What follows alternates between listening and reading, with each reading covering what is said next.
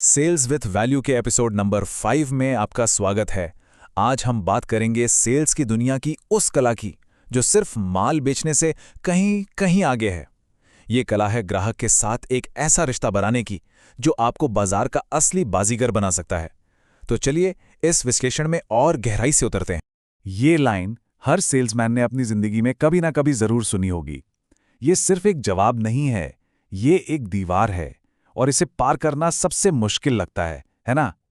लेकिन क्या हो अगर मैं कहूं कि इस दीवार को गिराने का एक अचूक तरीका है? जी हाँ, हम बात कर रहे हैं सेल्स के ब्रह्मास्त्र की। एक ऐसा फॉर्मूला जो सोचने और बेचने का तरीका हमेशा हमेशा के लिए बदल देगा। और नहीं, ये कोई स्कीम या डिस्काउंट नहीं है, ये उससे कहीं ज्यादा पावरफुल है। तो यही है वो नया फॉर्मूला। सबसे जरूरी बात, ध्यान से सुनिएगा। दुकानदार पहले आपको खरीदता है, बाद में आपके माल को। आपका प्रोडक्ट कितना भी अच्छा क्यों ना हो, अगर दुकानदार को आप पर मतलब सेल्समैन पर भरोसा नहीं है तो वो डील कभी पक्की नहीं होगी। विश्वास ही वो पहली चीज है जो बिकती है। चलिए इस फॉर्मूले को ना एक कहानी से समझते हैं। ये कहानी है आर्यन नाम के एक सेल्समैन की, जिसने सिर्फ बात करने का तरीका बदला और अपनी पूरी किस्मत ही बदल दी। देखते हैं कि कैसे ये थ्योरी असल जिंदगी में काम करती है। तो होता यूं है कि आर्यन बाजार के सबसे गुस्सैल दुकानदार के पास पहुंचता है, जहां दूसरे सेल्समैन जाने से भी कतराते थे। लेकिन इस बार उसने अपना बैग खोलने की जरा भी जल्दी नहीं की। उसने देखा कि दुकानदार हिसाब किताब में उलझा हुआ है और उसके चेहरे पर परेशानी साफ दिख रही है।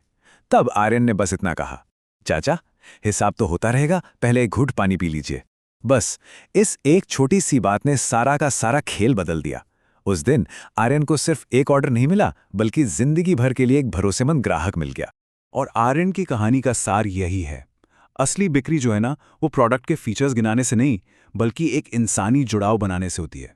ऑर्डर आपके सेल्स बैग में नहीं, आपकी बातों में और आपके व्यवहार में छिपा होता है।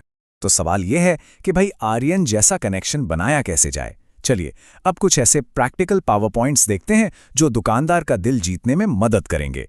इसे अपनी स्मार्ट सेल्समैन गाइड समझिए। इसकी शुरुआत होती है ध्यान से देखने और सुनने से। दुकानदार को उनके नाम से बुलाना एक छोटा सा कदम है, लेकिन इससे बहुत अपनापन बढ़ता है। ऑर्डर की बात करने से पहले बस उनकी दो बातें सुनिए। अगर वो व्यस्त लगें तो थोड़ा इंतजार कीजिए, देखिए कि वो कैसे बात कर रहे हैं और उसी अंदाज में घुलने मिलने की कोशिश कीजिए। अब आता है बातचीत का जादू। दुकानदार से मार्केट के माहौल पर राय मांगकर उन्हें एक्सपर्ट जैसा महसूस कराएं। अरे वाह, अगर वो चाय ऑफर करें तो सम्मान से स्वीकार करें। उनकी दुकान की कोई सच्ची तारीफ करें। और हाँ, जाते जाते उन्हें मार्केट की कोई छोटी लेकिन काम की जानकारी तोहफे में दे जाएं।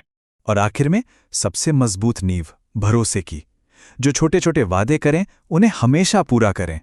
अगर दिख रहा है कि दुकानदार का स्टॉक सच में भरा है तो जबरदस्ती करने से बचें।